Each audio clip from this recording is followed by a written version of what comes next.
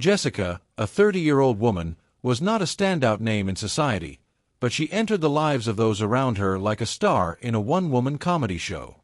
No stage lights, no script, no meticulous preparation were needed. Her mere presence was enough to ignite the atmosphere, making everything around her come alive and bustle with energy. Like a fire blazing in a strong wind, Jessica had the ability to turn a peaceful moment into a strange wave, drawing every ounce of attention and every gaze toward her. She was the kind of person that, simply by stepping into a casual restaurant, would make the diners, who were peacefully enjoying their meals, feel as though the entire space had been disrupted. She didn't need to say much. Just a glance, a gesture, and everyone around her would recognize that a storm had just entered the room.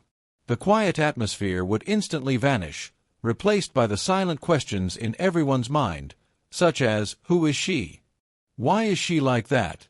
And sometimes, is something about to happen? It wasn't just restaurants, even quiet parks, places meant for tranquility, could be easily transformed by Jessica into her personal stage. No one could ignore Jessica's presence.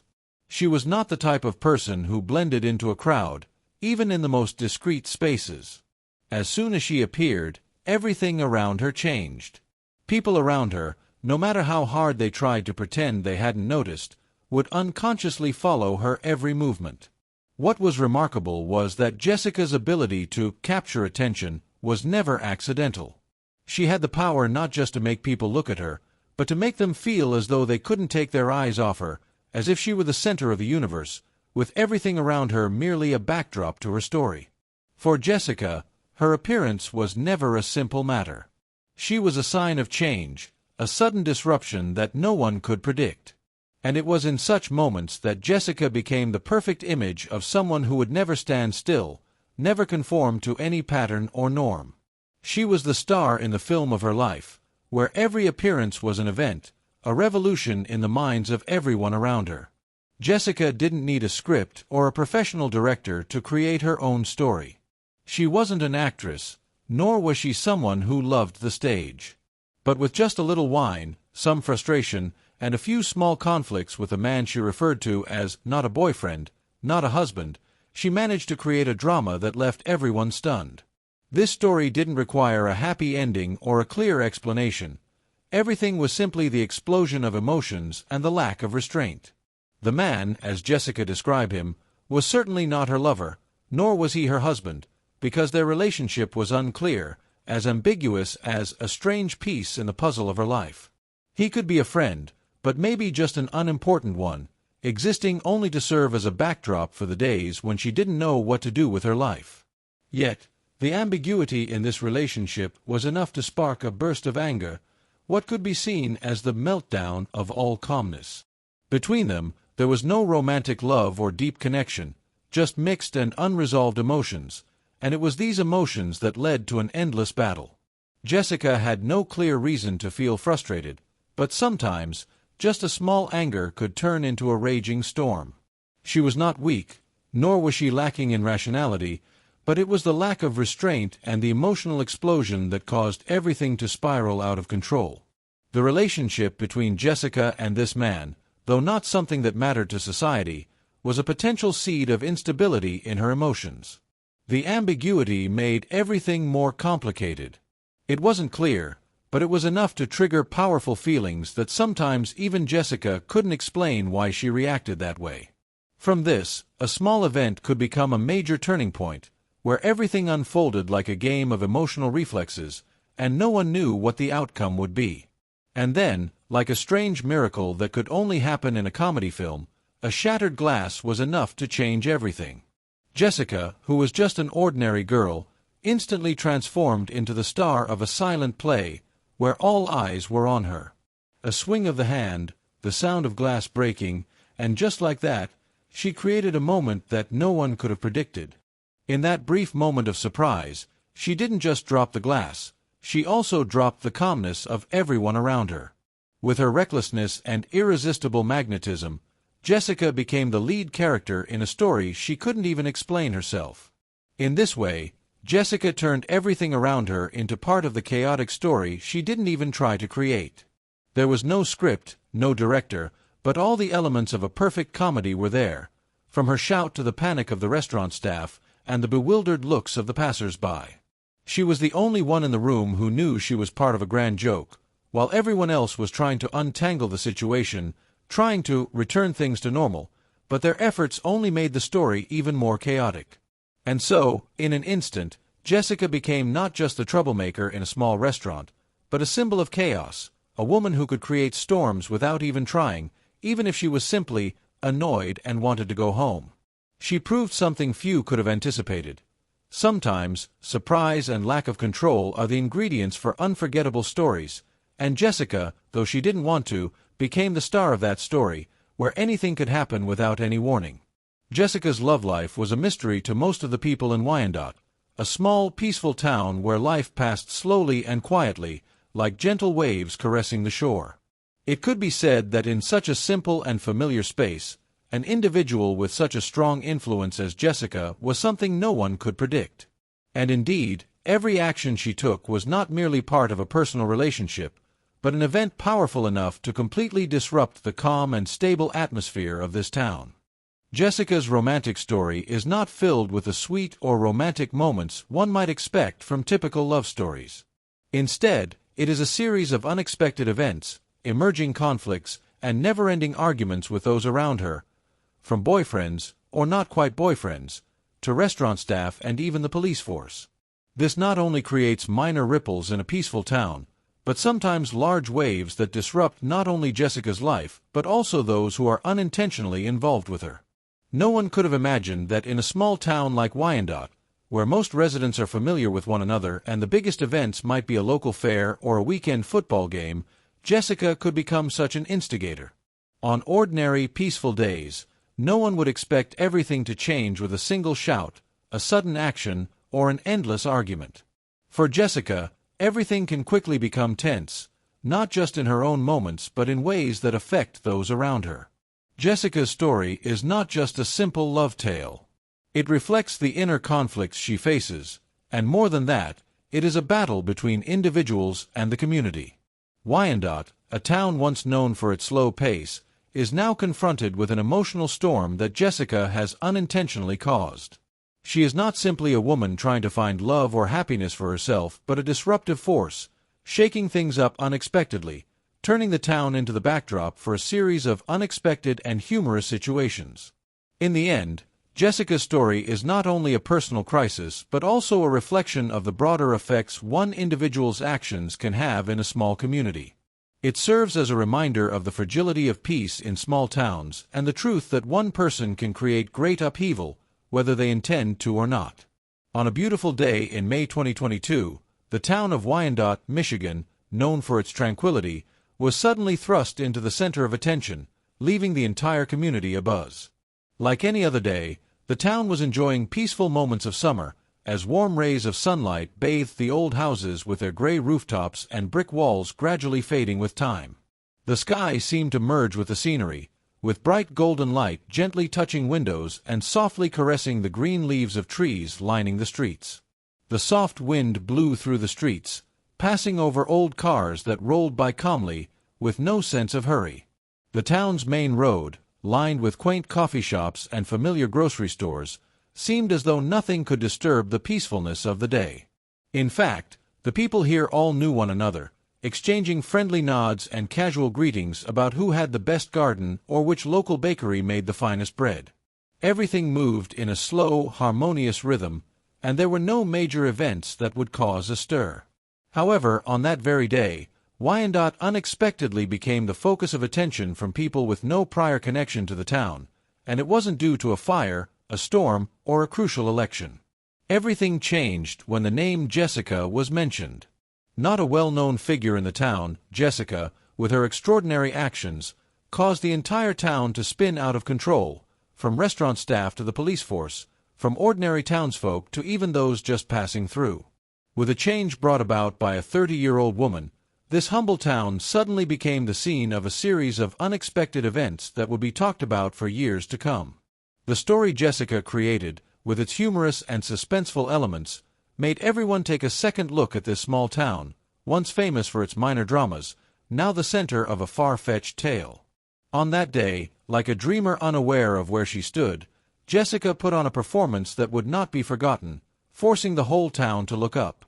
It all started at a local restaurant, where a glass didn't shatter due to accidental clumsiness, but from a furious outburst. While others were calmly enjoying their meals, Jessica's screams filled the air, and the glass shattered. No one knew the reason, but the tension in the room was palpable, as if she were playing a tragic role in a play she herself had written. As the restaurant staff tried to maintain calm and handle the situation, Jessica couldn't keep her composure. She left the chaos behind her and moved on to another stage, the town park, where things started to get even more interesting. There, Jessica sat dazed under a tree, barefoot, her face covered in tears, like a goddess lost in her own tragedy. Yet behind that sorrowful appearance was a drunken warrior, someone unwilling to accept failure, especially when she felt misunderstood and treated unfairly. The next act in this drama wasn't just a continuation of Jessica's inner turmoil, but a turning point that led her to a new stage, the jail cell. There was no warm golden light of the afternoon or the gentle breeze, just cold walls and the eerie silence of those around her. Still, Jessica, with her unique style, continued her performance with unpredictable actions. From resisting the police to challenging the patience of those enforcing the law, she kept everyone watching every second of her dramatic life. With each step, Jessica not only caused a stir in the small town, but also made everyone wonder, could she find herself again, or would Wyandot forever remember her as a mark in its history? The town had been woken up from its slumber, and perhaps on that day, all who witnessed the events knew that if anyone could change everything, it was Jessica. That day, Wyandot, a peaceful town by day, suddenly became the stage for a play without a director, no script, but filled with drama and humor. Wyandot, once a small place where peaceful mornings and quiet roads felt like a dream, was instantly torn apart by Jessica's presence. It wasn't a storm or an accident, but just a woman with a strange mood and bizarre actions, an instability like a powerful wave crashing into a calm sea. The sight of Jessica sitting barefoot and crying under the tree became an unforgettable image for the locals. It was not only a tragic scene, but also full of humor in her naivety. The whole town was suddenly drawn into a conversation with a drunk woman trying to convince everyone that she was completely sober, despite all the evidence to the contrary. Her firm insistence that she was not drunk, while acting as if she were completely intoxicated, was a hilariously tragic detail, causing those who witnessed it to chuckle. Jessica's dialogue, though disjointed and somewhat illogical, had a unique quality that made it impossible for anyone to ignore. She didn't just shout, she made bold, often foolish statements with extreme determination. Her phrase, "Take me home, I'm a customer, I have rights," wasn't just an act of defiance, but also an arrogant attitude that clearly showed her disregard for reality. Each of her words was like a sharp cut in the quiet space of Wyandot, making everything feel oddly chaotic. Witnesses, though not directly involved in the story, couldn't help but remember the barefoot girl crying under the tree later. To them, it was an image of an unforgettable day when the police, the restaurant, and the park all became secondary characters in Jessica's story. And of course, in her world, her actions and words were not wrong, but a justification for her out-of-control behavior, a helplessness, a rebellion of a woman unwilling to accept defeat or societal rules. In the end, it can be said that although Jessica didn't intend to be a hero, she still became the center of a challenging journey that made everyone laugh while also reflecting on the limits of reason. It showed that sometimes people can lose their way to the point of not recognizing what is real and what is illusion. On an ordinary evening, where people come to restaurants to enjoy meals and light conversation, Jessica chose to turn that moment into a shocking performance, like a dramatic play one would expect on a Broadway stage. Although there was no script or director, she was the lead actress in this ever-changing show, improvising every moment. The story begins with a glass, a mundane object that suddenly becomes the victim of an unexpected outburst from Jessica. Instead of simply falling to the ground, the glass transforms into its symbol of extreme anger, shattered in a dramatic moment. This act is not just an act of destruction, but carries an unspoken message that Jessica intends to communicate to the restaurant staff. What seemed like an accidental breakage of the glass soon evolves into a medium for transmitting an unexplained rage. The restaurant staff, who were accustomed to normal service work, now become secondary characters in this play. They are not only taken by surprise by the act of breaking the glass, but they must also confront Jessica's cryptic shouts. These words are not direct expressions of discontent, but rather contradictory challenges that even the listeners cannot decipher. Why is she angry? Who is she criticizing? These questions only add to the ambiguity of the situation, making it all the more perplexing and unpredictable. The entire restaurant falls silent. No one dares to speak up, for it is clear that no one knows the true reason behind this outburst. This is the unique element of Jessica's performance, the murkiness of the reasons and motives behind her actions, which causes everyone around her to feel not only confused but hesitant, reluctant to react forcefully. Thus, in the eyes of those witnessing it, she is not just an angry woman but a symbol of those inexplicable moments in life, where things happen without clear reasons. Every movement Jessica makes, from shattering the glass to shouting at the staff, becomes a highlight in the story, creating a dramatic atmosphere, as if she is performing on a grand stage without any spectators. The ambiguity in her actions only intensifies the sense that the people around her are living in a play they cannot predict the ending of. The sound of the glass breaking in the restaurant space that day was not merely a sudden noise disrupting the peaceful atmosphere, but also like a bell ringing to signal the impending trouble. The metaphor of the bell ringing hints at the beginning of an unavoidable event, as if the shattered glass is not merely an accident, but a sign of a storm approaching. This is not just a physical mishap, but a pivotal moment in the story Jessica is about to create. In that moment, Jessica is no longer just an ordinary woman in the eyes of those around her. Her confidence exudes in a way that sometimes blurs the line between reality and imagination. Every gesture of hers, from her eyes to her posture, radiates intensity, as if she is the one controlling all attention in that space. Her eyes, flickering like fire, reveal the ferocity of a leading character in her life's drama, turning each moment into an impassioned speech. However, anyone who is patient enough to listen will realize that her words lack logic or coherence, and are nothing more than rambling that no one can follow. This reflects a person deeply immersed in her emotions, completely disconnected from the reality around her. While Jessica continues with her performance, the restaurant, a place she assumed would be her loyal audience, shows no interest in her display. The restaurant is not an ideal stage for a wordless play, but rather a real-world space where people seek peace. Instead of applauding or cheering as an audience would, they simply call the police to handle the increasingly chaotic situation. This act is a statement that those participating in this unwanted performance do not wish to continue watching, and that the police are the only ones enjoying the next act, which may well be an uncontrollable mess. Just 30 minutes later, Jessica continues her show, this time not at the restaurant, but at the local park, where she chooses to stage an unexpected performance. This scene not only continues the bizarre actions from before, but also marks a transformation of a woman who has lost control, barefoot, tear-streaked, sitting at the base of a tree, with an expression and demeanor as if she were the main character in an emotionally charged independent film. In that moment, Jessica resembles a young girl lost in the darkness of the night, not knowing where to turn between the chaos of life and the long, dark nights. Barefoot, not only a symbol of powerlessness but also a distinct sign of freedom to the point of excess, as if she wishes to escape the constraints of society, breaking free from the restrictions that life imposes. This feeling is further deepened by the tears streaming down her face, symbolizing sorrow that she cannot stop, even if it stems from something beyond her control. With an air of reasoning, Jessica does not just seek to create a play but also justifies her actions, as if everything she does is logical and justified. She is not just a woman struggling with overwhelming emotions, but an artist attempting to rewrite the script of her life in the most unique way possible. However, instead of basking in the triumph of her role as the lead in a sad story, Jessica faces the arrival of unwanted co-stars, the police officers. They are characters not part of her plan, yet the only ones willing to participate in this play.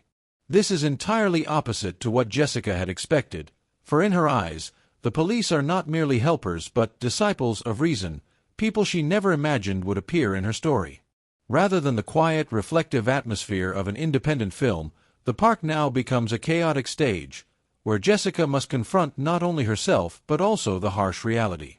She is no longer a dreamlike character in romantic settings but a woman who has lost control, facing societal judgment through flashing lights and the questions of the police.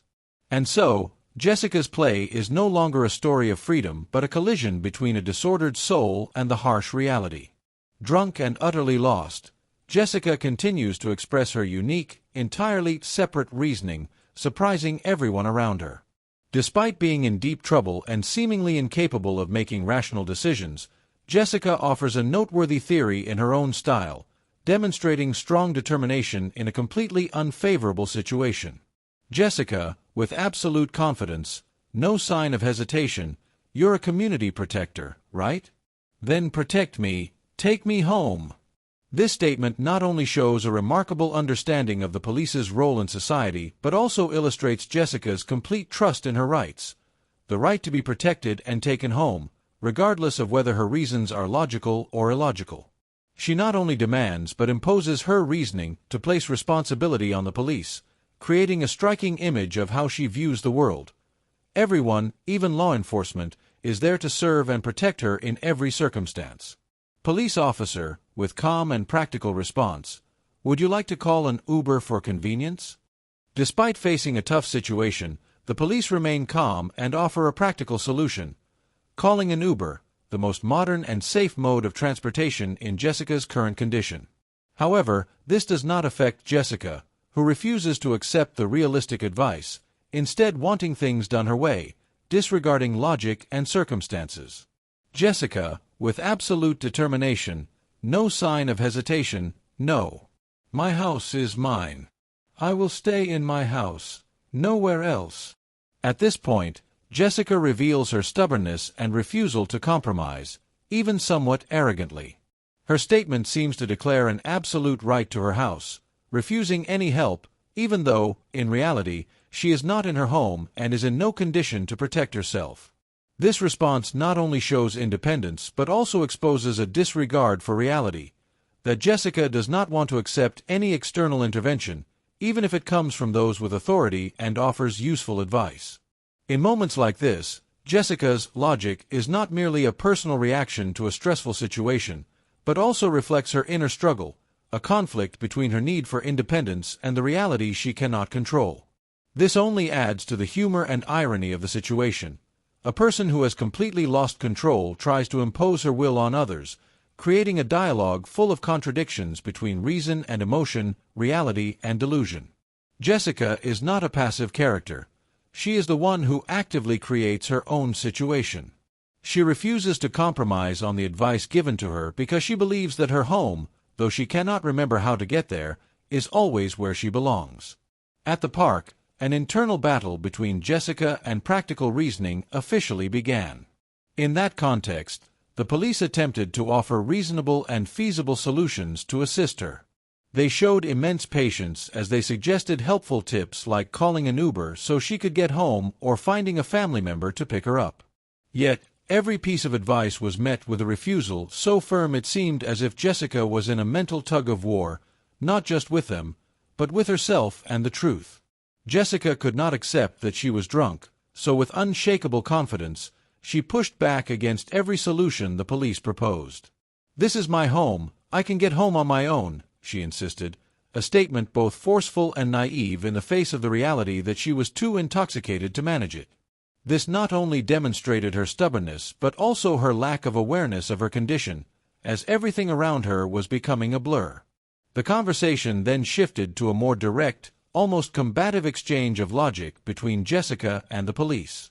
Despite being reminded repeatedly that she had driven under the influence, she adamantly denied it.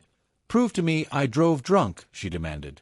This statement was both challenging and dismissive of the reality around her.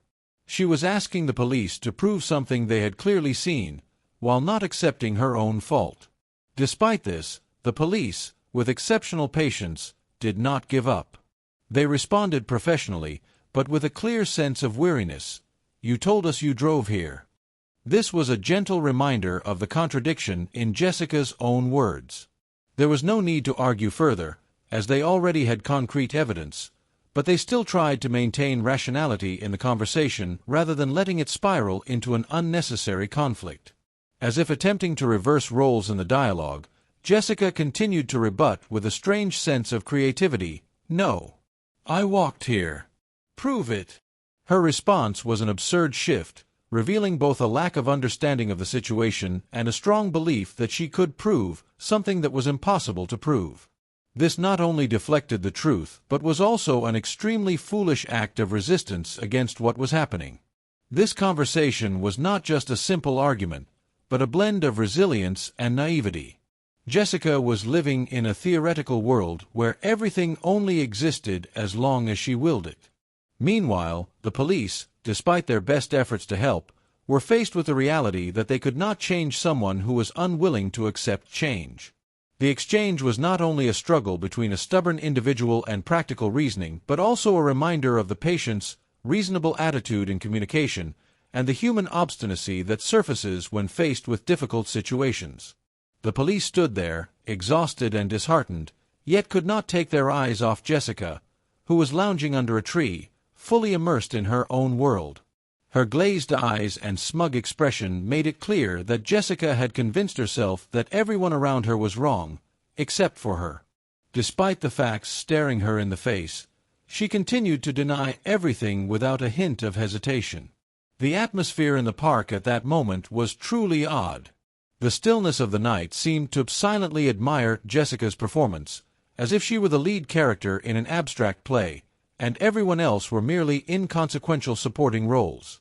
The dim streetlights cast a surreal glow, transforming the scene into a cinematic moment where Jessica was the unbeatable heroine.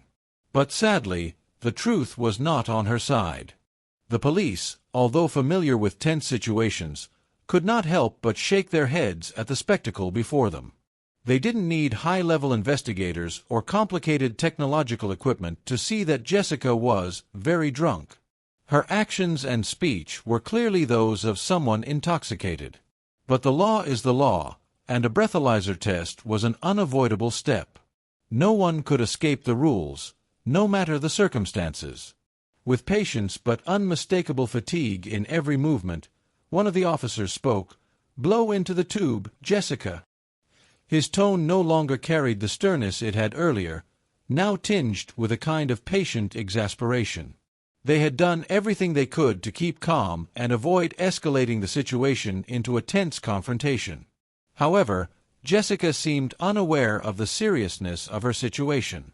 In her completely ready stance to battle the world, she responded innocently and naively, "I'm not drunk."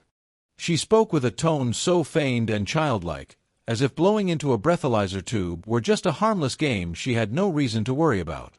Like a child facing the world of adults for the first time, Jessica kept convincing herself that everything was just a misunderstanding, and only she understood the truth.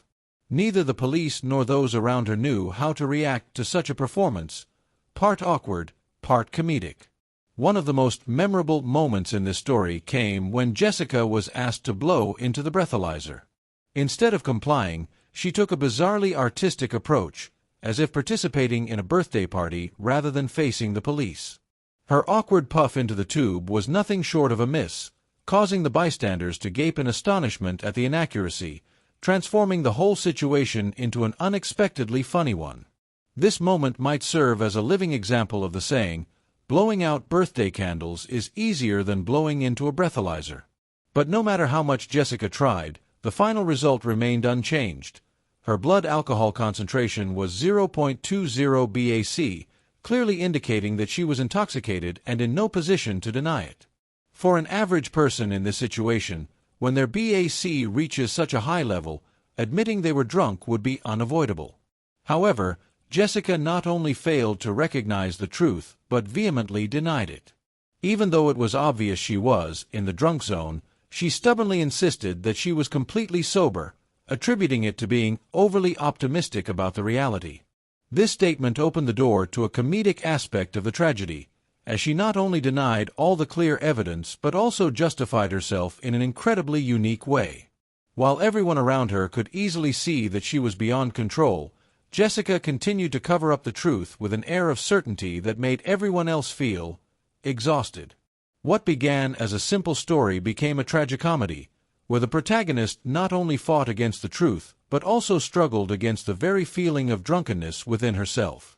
If at the restaurant, Jessica took on the role of a troublemaker, with outrageous actions like smashing glassware and yelling at staff, at the park, she transformed into a heartbroken princess, barefoot, tears welling up, and her constant reproaches to her ex-boyfriend echoing around.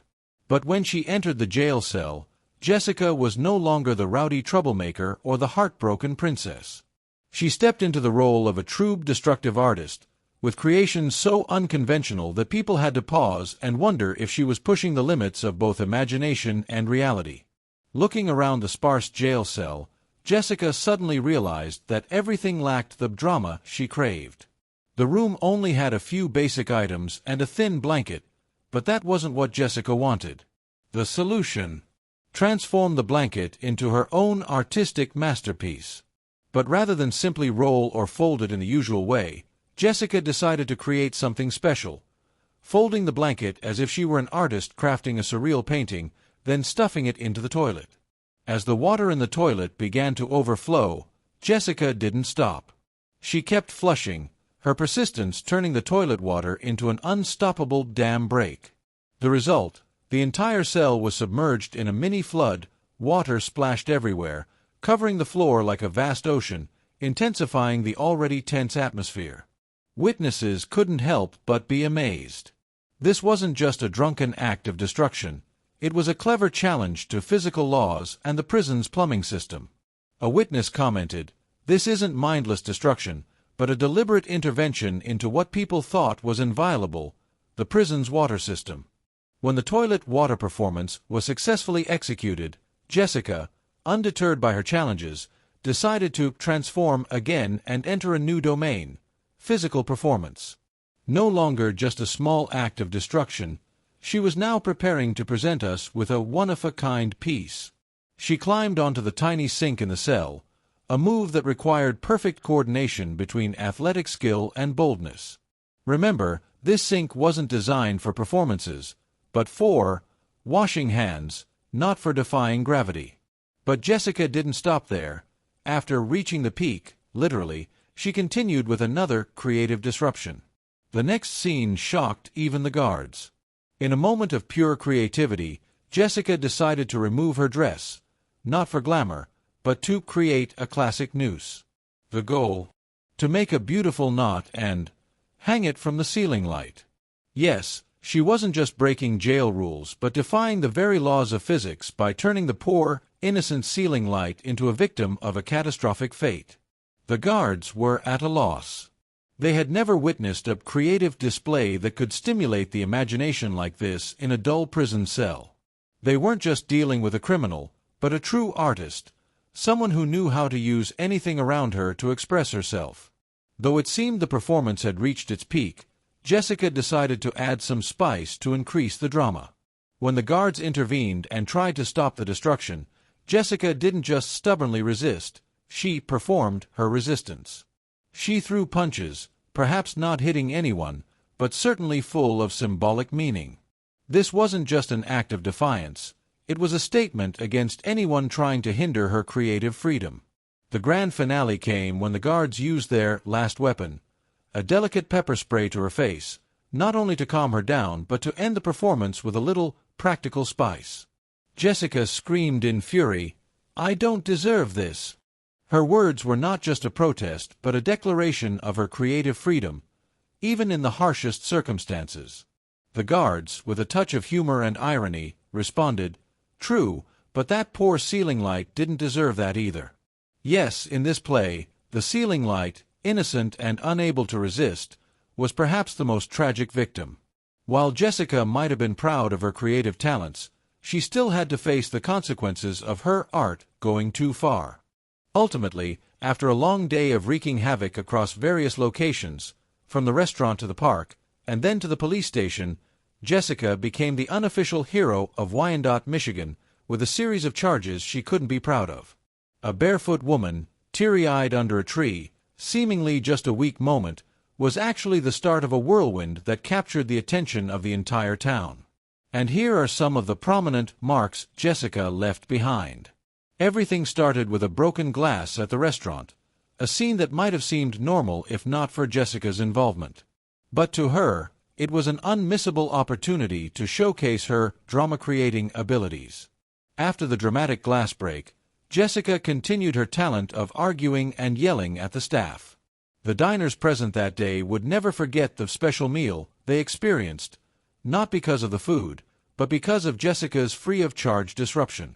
From there, the chaos spread, requiring police intervention, and a small incident suddenly became the focus of the entire town. The image of a woman full of energy in turning everything upside down became legendary at that restaurant. But Jessica's story didn't stop there.